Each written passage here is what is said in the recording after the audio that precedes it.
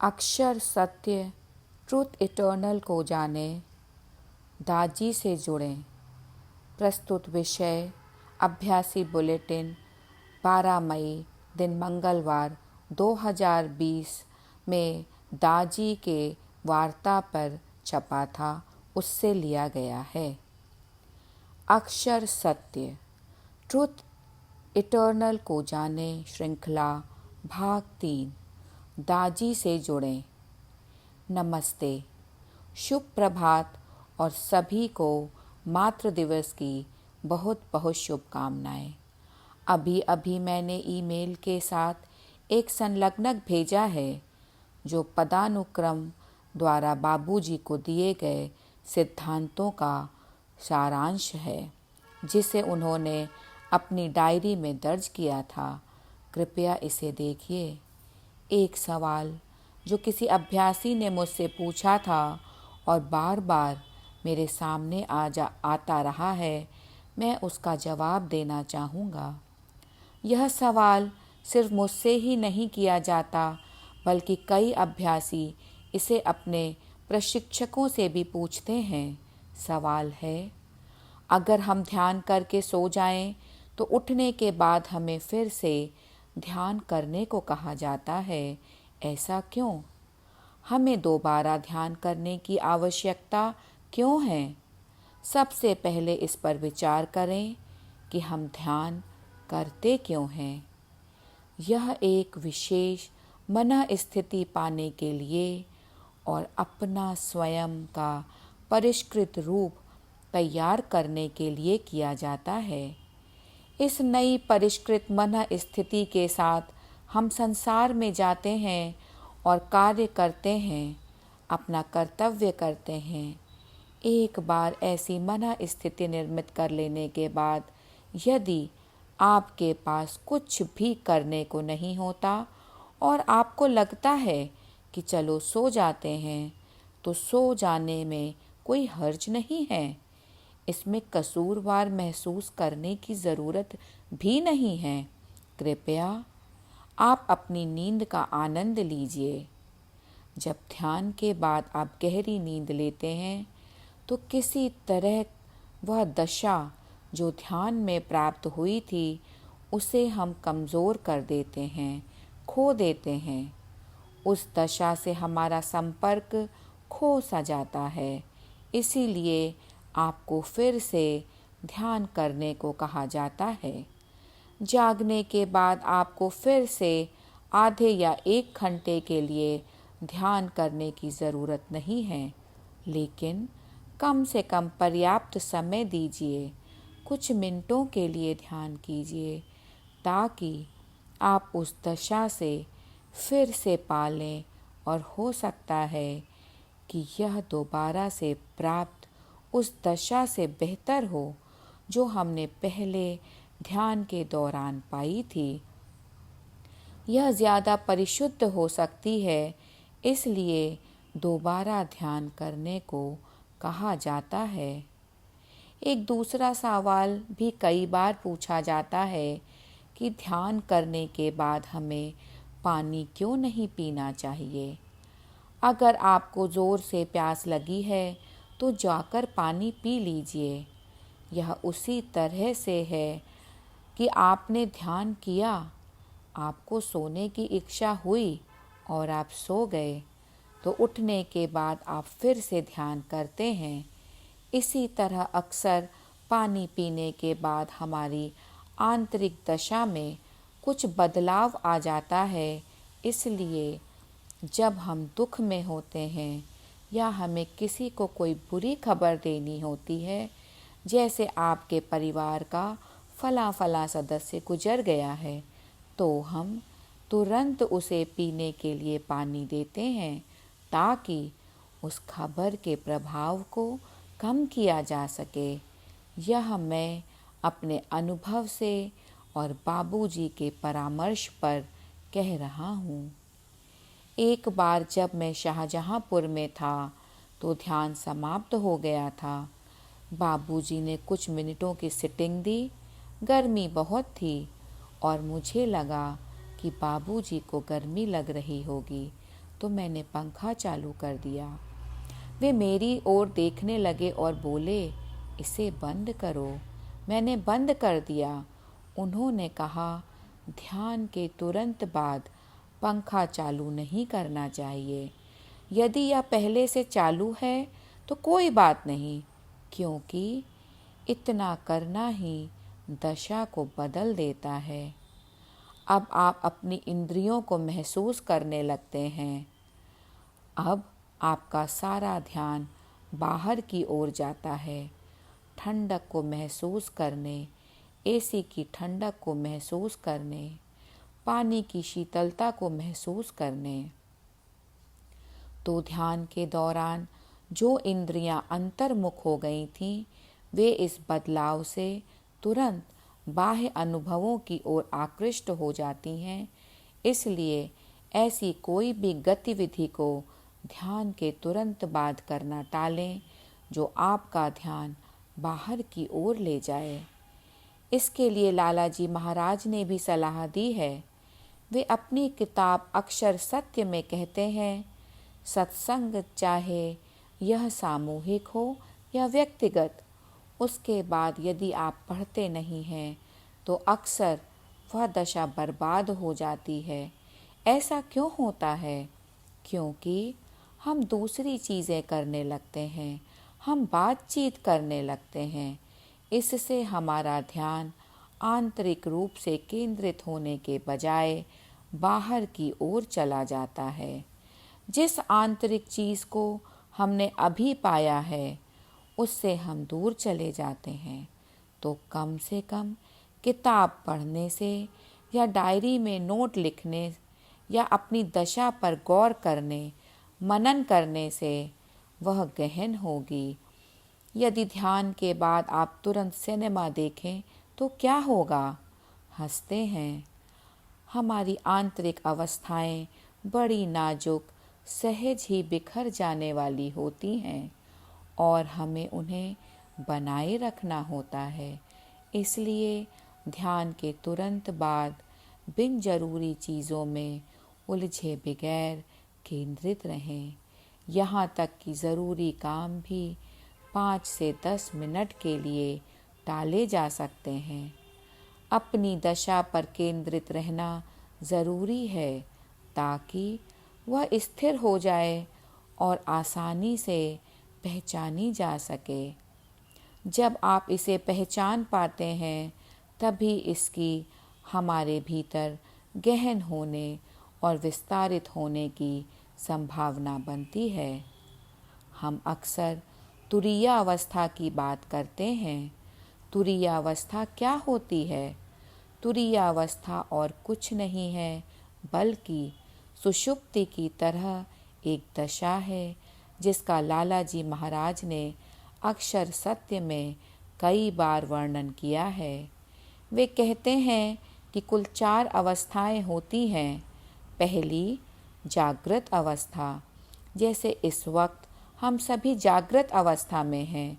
दूसरी अवस्था वह जब आप सोने जाते हैं या जब आप नींद से बाहर आने वाले होते हैं, इसे स्वप्नावस्था कहते हैं। एक तीसरी अवस्था है जिसे गहन निद्रा की अवस्था कहते हैं। जब हम गहन निद्रा की तरह आराम की अवस्था में हों, लेकिन साथ ही साथ पूरी तरह सचेत भी हों, तो उसे तुरीयावस्था कहते हैं, जिसका अनुभव हमें ध्यान के दौरान होता है। हम पर प्रकट हो रही दशा के अनुरूप हमारी तुरीयावस्था भी उसी रंग में रंगी होती है। तो तुरीयावस्था के भी कई पहलू होते हैं। उदाहरण के लिए, यदि आप गहन अध्ययन के समय मालिक के प्रति प्रेम से सराबोर अनुभव करते हैं, तो आपकी तुरीयावस्था भी उसी रंग में यानी प्रेम के रंग में रंगी होगी। यदि आपको अपनी दशा में कुछ अनुभव नहीं होता, तो आपकी तुरीयावस्था उस कुछ नहीं के रंग में रंग जाएगी। ऐसी दशा का वर्णन करने के लिए कोई शब्द नहीं है। ऐसे भी ध्यान होते हैं जिनमें आप अपने अंतस की गहराई में होते हैं। उस वक्त आप पूरी तरह जागरूक होते हैं और साथ ही बेचैन भी।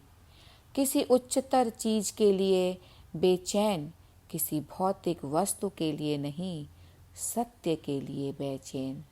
तब तुरीय अवस्था भी इस आध्यात्मिक अवस्था से प्रभावित हो जाती है। लाला जी महाराज अक्षर सत्य में अपने लेख ज्ञान में कहते हैं कि जब ज्ञान प्राप्त करने वाला एक अभ्यासी के तौर पर मैं और ऐसी बात जिसे जानना है अज्ञात है, जब ये दोनों एक हो जाते हैं तो जो बच जाता है वह जानने की प्रक्रिया है। वहाँ मैं नहीं हूँ, वहाँ ज्ञान भी नहीं है, सिर्फ जानना बाकी रह जाता है। यह तुरीयातीत अवस्था का प्रतिबिंब है, महज शुद्ध बुद्ध। बस इतना ही है। कुछ दर्शन शास्त्र इसे स्वत्व या होने की अवस्था कहते हैं। बाबूजी ने इसे जो है सो है कहकर संबोधित किया है। ऐसा कुछ नहीं जो इस अवस्था का वर्णन कर सके, तो इस विषय को हम ध्यान के बाद फिर से लेंगे। आइए ध्यान करें। ध्यान के सत्र के बाद इस विषय पर फिर से बात करते हैं। लाला जी का यह अध्याय ज्ञान अद्भुत है। इसमें वे हमारे अस्तित्व के आयामों को स्पर्श करते हैं।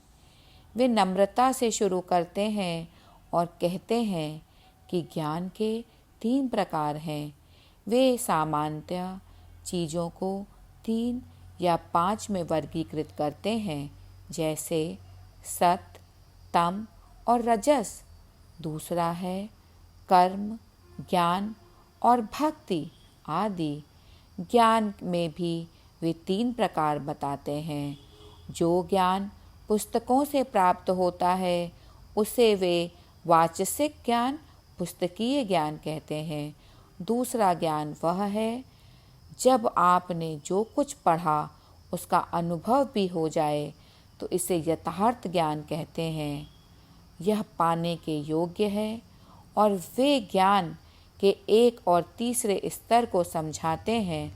तीसरा ज्ञान, ज्ञान की तीसरी श्रेणी जो कि वास्तव में पाने योग्य है, इसे वे तद्रूप ज्ञान कहते हैं।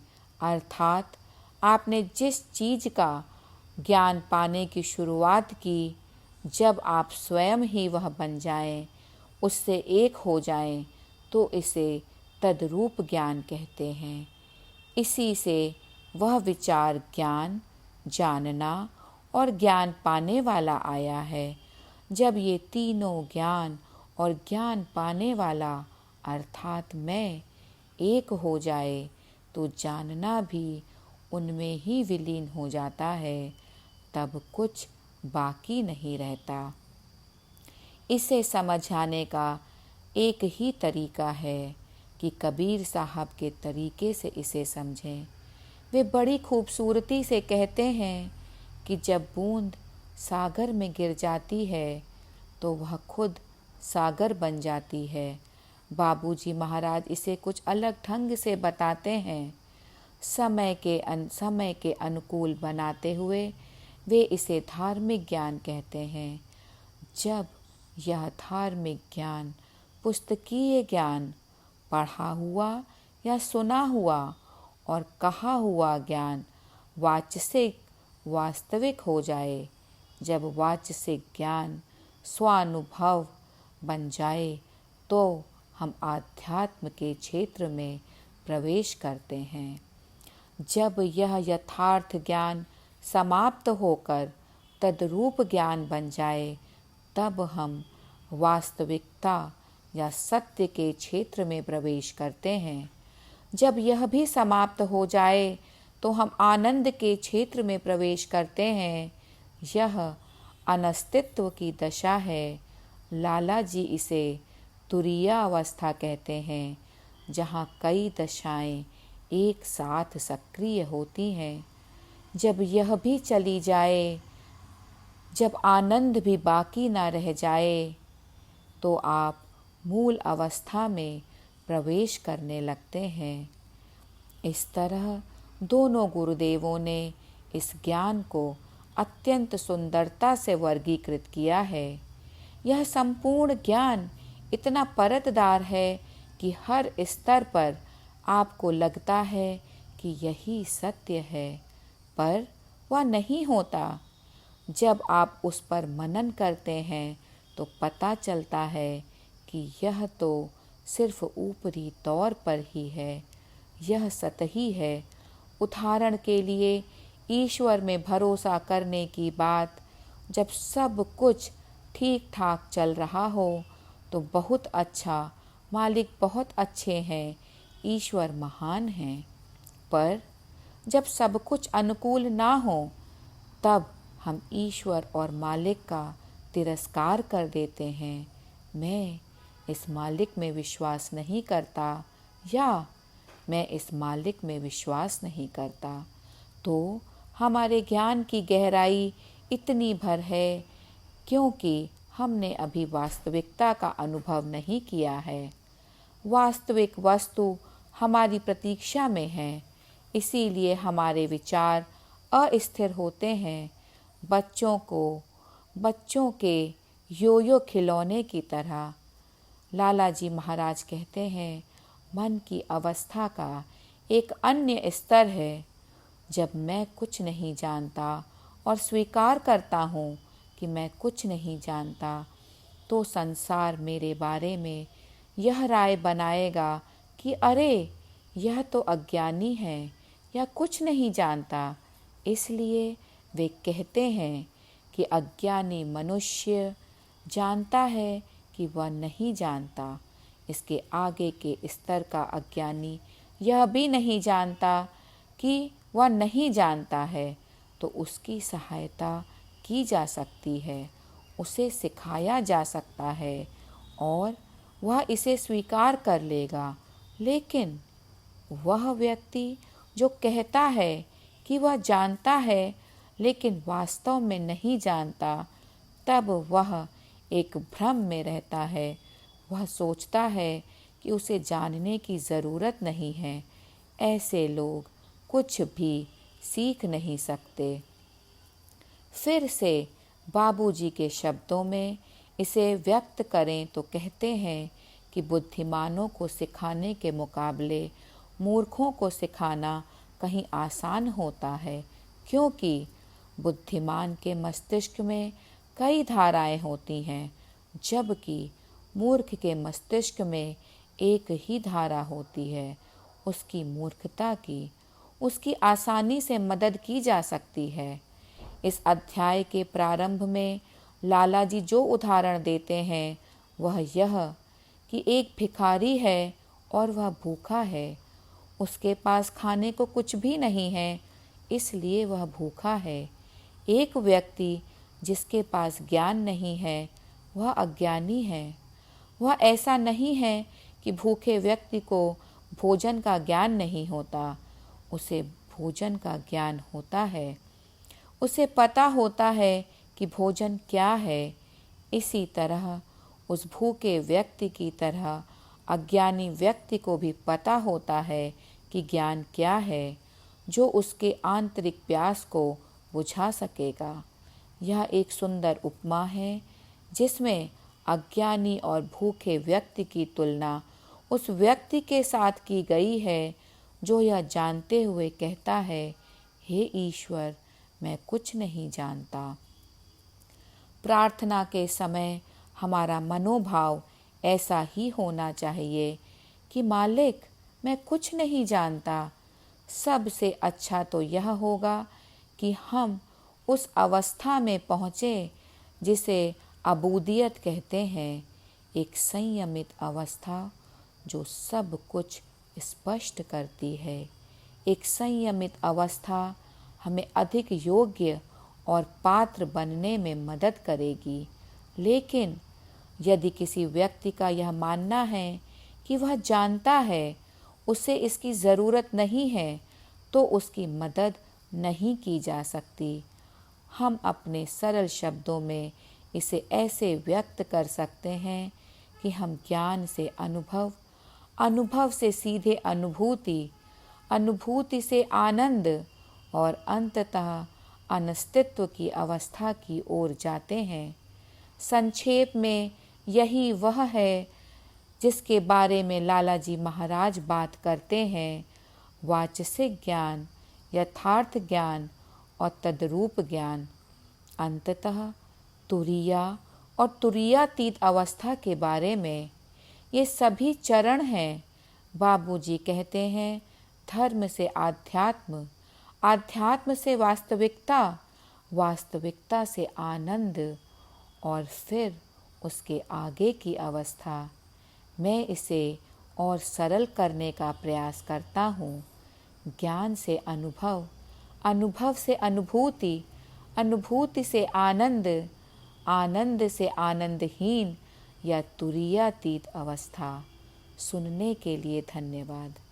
मैं आपसे कुछ और भी साझा करना चाहता हूँ। मैंने आपको ईमेल से एक फ़ाइल भेजी है जिसमें उन सिद्धांतों को स्पर्श किया गया है जिनके बारे में हमने भंडारे के दौरान चर्चा की थी। एक परिवार है फ्रांस का, बहुत अच्छा और प्रगतिशील परिवार। उन्होंने इसका वर्गीकरण किया है। परिवार के 4-5 सदस्यों ने मिलकर नाश्ते के समय इन संदेशों पर चर्चा की कि भगवान श्री कृष्ण हमसे किस तरह के जीवन यापन की अपेक्षा करते हैं। लाला जी के सिद्धांत, स्वामी विवेकानंद के सुझाव, भगवान बुद्ध के सुझाव कि हमारा जीवन कैसा होना चाहिए। उन्होंने इन सब को वर्गीकृत करके एक स्प्रेडशीट तैयार की है जिसमें 92 पंक्तियां हैं। उनमें से हर एक ने यह विश्लेषण करने की कोशिश की है कि मैं किस सिद्धांत का कितना पालन कर रहा हूँ। इसमें 1 से 10 नंबर दिए जा सकते हैं। यह मात्र आत्म मूल्यांकन नहीं है, बल्कि आपके परिवार के लोग भी आपकी इसमें सहायता कर सकते हैं। यह हमारे पारिवारिक जीवन में बहुत क्रांतिकारी हो सकता है। आप अपनी पत्नी या पति को स्वतंत्रता दे रहे हैं, अपने बच्चों को यह स्वतंत्रता दे रहे हैं कि वे आपकी जांच परख करके आपके सामने कागज़ पर यह बताएं कि आप क्या हैं। ऐसा रोज करने की ज़रूरत नहीं है, पर भंडारे के समय मैं इसे खास तौर पर करने की सलाह देता हूँ। हम आत्म मूल्यांकन करें और अपनी कटिबद्धता को फिर से संबल प्रदान करें ताकि हर भंडारे के पहले हम अपने आप को अधिक शक्तिशाली, अधिक मजबूत, अधिक उच्च संकल्प दे सकें कि हम बेहतर इंसान बने। दूसरी बात जो मैं आपसे साझा करना चाहता हूँ वह यह कि हम कुछ पता लगाएं। आपके अनुसार हमारी सहज मार्ग जीवन पद्धति का सबसे मजबूत पक्ष क्या है? हम किस बात में बेहतर हैं? जब हम अपनी पद्धति की तुलना दूसरी पद्धतियों से करते हैं जो हमारे आसपास व्याप्त हैं, तो हम अपनी पद्धति में क्या बेहतर पाते हैं? हमारी ताकत व्यवहारिक अनुभव देने में निहित है। उस हर चीज़ का सीधा अनुभव जिसके बारे में दुनिया बात करती है, और ज्ञान के स्तर पर कई ऐसी बातें जिनकी उन्हें कल्पना भी नहीं है कि ऐसी चीज़ भी हो सकती है। हम में उतनी ताकत है। इतने सालों में राधा जी और श्री कृष्ण से प्रारंभ हो रहे उच्चतम पदानुक्रम द्वारा हमें मार्गदर्शित किया जा रहा है। मेरा मतलब है कि अतुलनीय स्तर के गुरुदेव हमें मार्गदर्शन देते आ रहे हैं, और फिर जिस तरह से हम संसार के सामने अपनी उपस्थिति दर्शाते हैं, आपको क्या लगता है कि आप उससे खुश हैं? क्या करना चाहिए? जब हमने अपनी पहली सिटिंग ली और एक नौसिखिए के रूप में अभ्यास शुरू किया था, तब हम प्राणाहुति के बारे में कुछ भी नहीं जानते थे। पहली ही सिटिंग में आपको इसका अनुभव हुआ। उस दिन से आज तक तुलना कीजिए कि आपने कितनी तरक्की की है। ज़्यादातर लोग कहते हैं कि मुझे पता नहीं कि मैंने कितनी तरक्की की है। क्या आपको सचमुच ऐसा लगता है? हो सकता है कि आपकी आदतें न बदली हों। पहले की तुलना में आप कहीं अधिक संवेदनशील हैं। आपको न सिर्फ वाचसिक ज्ञान है, बल्कि आपको यथार्थ ज्ञान भी है। कमी है तो तद्रूप होने में। आप इससे एक रूप नहीं हैं। जो मेरे भीतर है वही मेरे बाहर होना चाहिए। इसे ही लाला जी साहब अखलाक कहते थे, चरित्र। आप मालिक बन सकते हैं, पर अगर आपका चरित्र ठीक नहीं है तो दिव्य लोक को भूल जाइए। आप प्रशिक्षक भी बन सकते हैं, पर दिव्य लोक को भूल जाइए। महान विभूतियाँ हमारे माध्यम से कार्य कर सकती हैं, पर अगर हम में दोष है तब हम अपने भाग्य को बर्बाद कर रहे हैं। हमारी परंपरा में गुरु दक्षिणा कोई धनराशि नहीं है, यह कुछ और भी नहीं है। वास्तविक गुरु दक्षिणा यह है कि हम अपने आप को रूपांतरित करें और इस हद तक परिष्कृत करें कि अपने पवित्रतम स्व को शाश्वत यज्ञ में होम कर दें, जिसमें प्रेम और पवित्रता की अग्नि प्रज्वलित है। हम पूरी तरह रूपांतरित होकर उसमें लय हो जाएं, यही गुरु दक्षिणा है। जब हम धीरे धीरे प्रतिदिन रूपांतरित होते हैं तो हमें हार्टफुलनेस, सहज मार्ग, श्री रामचंद्र मिशन का प्रचार करने की कोई आवश्यकता नहीं होगी। यह अपने आप चमक उठेगा। निश्चित ही कुछ प्रयास करने की आवश्यकता है। बाबूजी महाराज, सरनाट जी और राघवेंद्र राव जैसे लोगों को पत्र भेजा करते थे। वे लिखा करते थे, आपके केंद्र पर मेरे आने से पहले आप अपने समाज और परिचितों में से कुछ ऐसे लोगों को आमंत्रित करें जिनकी सहज मार्ग में रुचि हो। इसके लिए मैंने 5 रुपए का बजट मंजूर किया है, ताकि आप पर्चियां छपवा सकें, जिससे उन लोगों को पता चले कि मैं आ रहा हूँ। इससे क्या संकेत मिलता है? जागरूकता।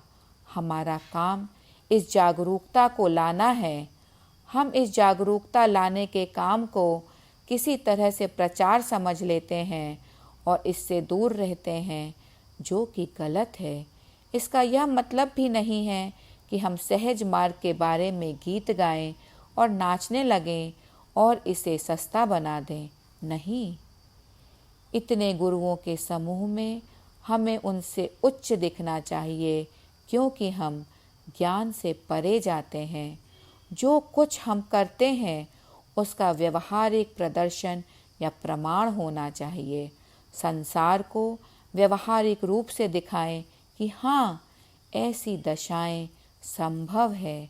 इसी में हमारी ताकत है। कुछ लोग मुझसे अनुमानित सवाल करते हैं जिनसे मुझे ताज्जुब होता है। वे पूछते हैं, महोदय, हम हार्टफुलनेस का काम कैसे कर सकते हैं जबकि हम लॉकडाउन में हैं? कई तरीके हैं, उसके कई तरीके हैं। क्या आप सचमुच करना चाहते हैं तो आपको साधन अपने आप मिल जाएगा। अगर आप जानते हैं कि आप क्या करना चाहते हैं और आपके दिल में इसके लिए तत्परता है, तो तरीके अपने आप सूझ जाएंगे। ऐसे कुछ अभ्यासी हैं जो अपने मित्रों, परिवार वालों और सहकर्मियों के व्हाट्सएप ग्रुप बनाकर उनसे जानकारी साझा करते हैं। आप भी ऐसा कर सकते हैं। उदाहरण के लिए व्हाट्सएप ग्रुप बनाएं। सभी प्रिसेप्टर, सिर्फ प्रिसेप्टर ही क्यों, सभी अभ्यासी इसे कर सकते हैं। अपने सभी मित्रों, परिवार के सदस्यों और सहकर्मियों का एक व्हाट्सएप ग्रुप बनाएं जिन्होंने अभी तक सिटिंग नहीं ली है, और उन्हें आमंत्रित करें। आइए हम सब इसे पूरे महीने ध्यान का प्रयोग करें। सुबह 7 बजे रोज़ आधे घंटे के लिए उन सब को आमंत्रित करें जो इसमें रुचि ले सकते हैं। एक बार आप जाएं कि कौन कौन इसमें रुचि ले रहे हैं, तब आप उन्हें अगला संदेश भेजें कि हम ध्यान इस तरह करते हैं। जब वे रोज़ ध्यान करने लगें तो उन्हें सफाई के बारे में बताएं, प्रार्थना के बारे में बताएं। यह बताएं कि हम रिलैक्सेशन कैसे करते हैं। यह बहुत आसान है। हमारे पास ऑडियो रिकॉर्डिंग्स हैं। अगर आपके पास नहीं है तो आप रूडी को लिखें, वे आपको भेज देंगे। उनका ईमेल है rudy.singh@heartfulness.org। आप इसे heartfulness.org, सहजमार्ग.org, daji.org, srcm.org या किसी भी वेबसाइट से डाउनलोड कर सकते हैं। यदि आपको ना मिले तो आप रूडी सिंह को ईमेल भेज सकते हैं, वे आपको भेज देंगे। यह एक बहुत अच्छा तरीका है जिसमें आप किसी से शारीरिक रूप से मिले बगैर भी चमत्कारिक परिणाम पा सकते हैं। शुरुआत में 1 महीने के लिए ध्यान का प्रयोग करें, फिर धीरे धीरे उनको रिलैक्सेशन, सफाई और प्रार्थना के बारे में बताएं। जिज्ञासुओं को ज़रूरत से ज़्यादा संदेश भेजकर बोझिल ना करें, वरना वे कहेंगे नहीं भाई, नहीं मेरे पास इतना समय नहीं है, वे भाग जाएंगे। पहले सिर्फ ध्यान के बारे में बताएं, फिर धीरे धीरे से सफाई के बारे में बताएं कि हम यह भी करते हैं। कई प्रिसेप्टर अभी तक व्हाट्सएप पर रजिस्टर्ड नहीं हैं और खुद को उस पर उपलब्ध नहीं करते हैं। मैं जानता हूँ कि हम में से कई प्रिसेप्टर तकनीकी की इतनी जानकारी नहीं रखते और उनके आदी नहीं हैं, पर आप भी सीख जाएंगे। अपने अभ्यासी बंधुओं, मित्रों या बच्चों को कहें कि वे इसे आपके मोबाइल में डाउनलोड कर दें। आपको इसमें आनंद आएगा। जब कोई व्यक्ति जिसे आप जानते तक नहीं आपको कॉल करता है, जैसे कोई चीन से इस ऐप के ज़रिए आपसे कहे मुझे आपसे सिटिंग चाहिए, इसका संदेश आएगा। आप देखें कि सिटिंग कैसी चलती है। एक अनजान आदमी को आप सिटिंग दे सकते हैं। ऐसा आदमी जिसका चेहरा आपने नहीं देखा है, जिसका नाम आपको मालूम नहीं है, उसे आप सिटिंग दे पाते हैं। तब सहज मार्ग के प्रति आपका नज़रिया बदल जाएगा।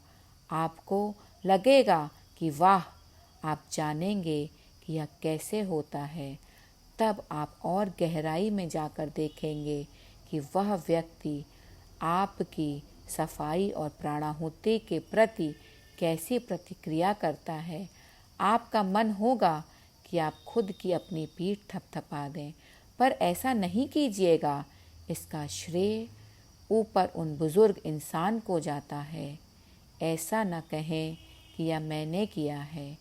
बस इतना ही मैं कहना चाहता था। आपको धन्यवाद।